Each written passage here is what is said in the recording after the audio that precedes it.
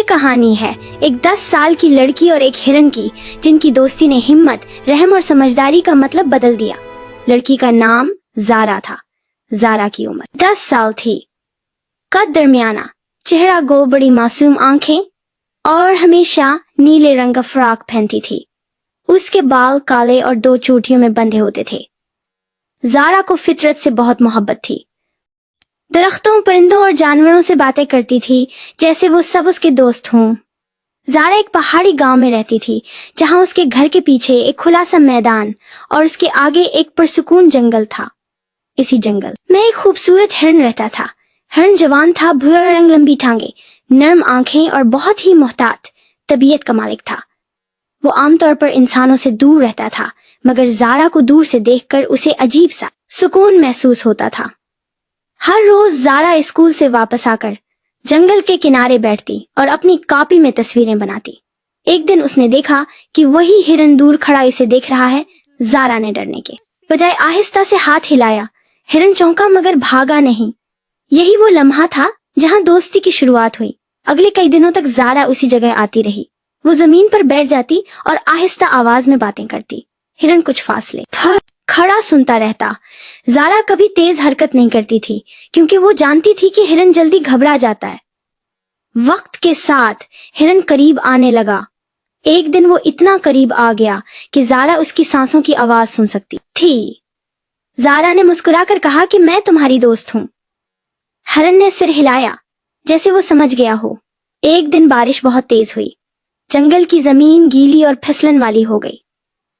زارا حسب معمول جنگل کے کنارے پہنچی تو اس نے دیکھا کہ ہرن ایک جھاڑی میں پھنس گیا ہے۔ ایک ٹانگ زخمی تھی اور وہ ہل بھی نہیں پا رہا تھا۔ زارا گھبرا گئی مگر بھاگی نہیں۔ وہ جانتی تھی کہ شور مچانے سے ہرن اور ڈر جائے گا۔ اس نے اپنا اسکول بیگ زمین پر رکھا اور آہستہ آہستہ ہرن کے قریب گئی۔ زارا نے اپنی دوپٹہ نکالی اور نرمی سے ہرن کی ٹانگ پر باندھی تاکہ خون بہنا کم ہو جائے۔ ہرن درد میں تھا مگر زارا پر بھروسہ کر رہا تھا۔ زارا نے گاؤں جا کر اپنے ابو کو بتایا۔ زارا کے ابو جانوروں کے ڈاکٹر تھے۔ وہ فوراً آئے اور ہرن کا علاج کیا۔ ہرن کو جنگل کے ایک محفوظ حصے میں چھوڑ دیا گیا۔ اس دن کے بعد ہرن اور زارا کی دوستی اور مضبوط ہو گئی۔ زارا روز آتی اور ہرن کو دیکھتی۔ وہ اسے کہانیاں سناتی، اپنے اسکول کے قصے بتاتی اور ہرن خاموشی سے سنتا۔ ایک دن جنگل میں شکاری آ گئے۔ انہوں نے جال بچھا دیے۔ ہرن خطرے میں تھا۔ زارا نے دور سے جال دیکھ لیا۔ وہ فوراً ہرن کی طرف دوڑی اور ہاتھ کے اشاروں سے اسے خبردار کیا۔ ہرن چونکا اور پیچھے ہٹ گیا۔ زارا نے گاؤں والوں کو اطلاع دی۔ سب نے مل کر شکاریوں کو جنگل سے بھگا دیا۔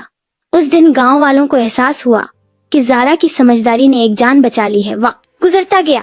زارا اب بھی 10 سال کی ہی تھی۔ وہی نیلا فراق، وہی چوٹیوں والے بال اور وہی معصوم دل ہرن بھی ویسا ہی رہا۔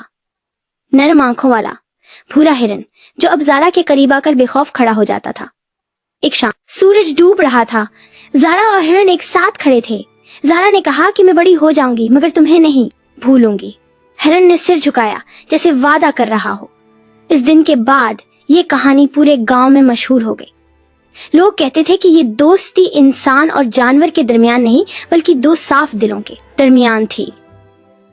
سبق یہ ہے کہ عمر چھوٹی ہو یا بڑی، اگر دل میں رحم، صبر اور سمجھداری ہو تو دنیا بدل سکتی ہے۔